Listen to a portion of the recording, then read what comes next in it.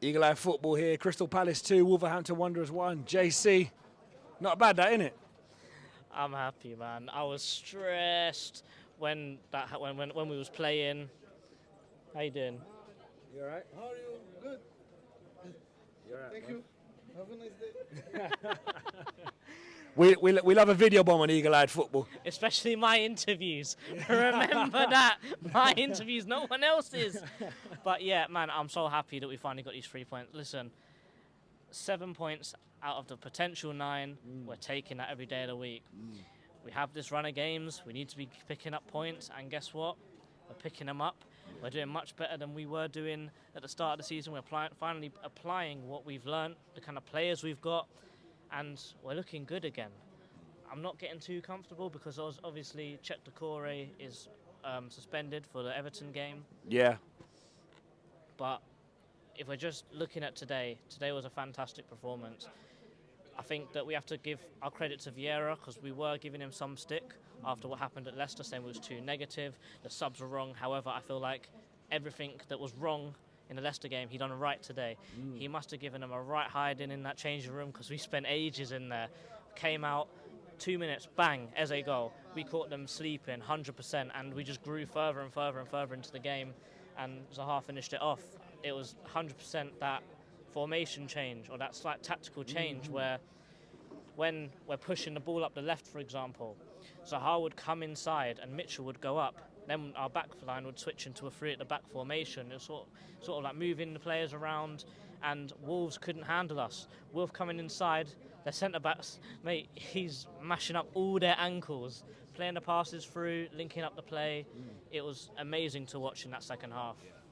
Let's talk about Wolves for a second, because was it me or were they really, really looking to buy just really poor, cheap fouls in the first half? I mean, obviously, the away side, you're going to expect them to do that, but it felt like it was a bit over-exaggerated, in my opinion. I mean, I'm not going to lie. You see Daniel Podence, yeah? Is he dead?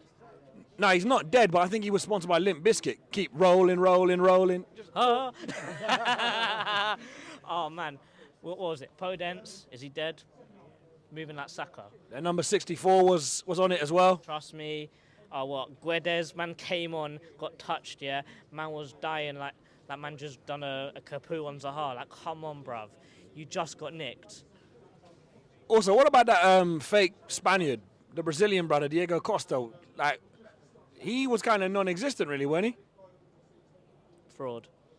How is he back in the Premier League and playing like that? Yeah? To be fair to him, he should have scored after like a couple seconds into the game. But you saw he was off the pace. He didn't look fit. He's not fit Premier League striker. And listen, I think he'll be lucky to score even a few goals this season. And I tell you what, even though they did give us some problems early on, we weathered the storm early on. And guess what? It was exactly what everyone was saying. They cannot make a chance out of open play. I get they made that one chance, but I feel like that was sort of our errors made that come upon us.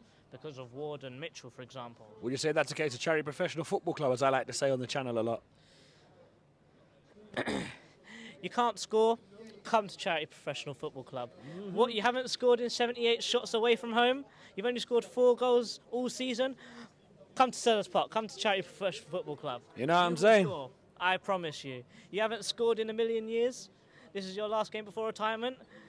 Come play Charity Professional Football. You haven't scored an away goal in London since 1977. Yeah, it's time to play CPFC, Charity Professional Football Club. JC, before I let you go, who was your man of the match? It's tough, you know, because I was really impressed with Anderson today, because I think he just shored up that back line, no matter what they did today. Podence, Costa, mate, I don't even know if Neto was playing. I've got no idea. But Who? I don't know, who is that? Neto guy. Oh, sorry, you mean that non-existent number 11 on the pitch? Oh, yeah, I know what you mean. Yeah, he was good. I want to give Getty, he was good today. Decore was extremely good, but I think I've got to agree with everyone else today, you know. I think Eze was brilliant, even when he moved out wide in that slight formation change, driving, passing. That free kick was a bit dodgy, but, mate, the link-up play was incredible. The way he took his goal, it's a free head, but you still have to get it in the far corner. great finish. Yeah, Eze. And one more thing, we closed the game out. No more late goal FCs. What's going on? Stress. I tell you what that is. That is stress. Because, as Dan said, and I completely agree with it, the last 10 minutes of that game made me lose 10 years of my lifespan. I was stressed. I was on the edge of my seat. The ref didn't help us out at all today. We need to remember that. But remember, we won against all the odds, and that is Crystal Palace. Up the Palace. Up the Palace Eagles.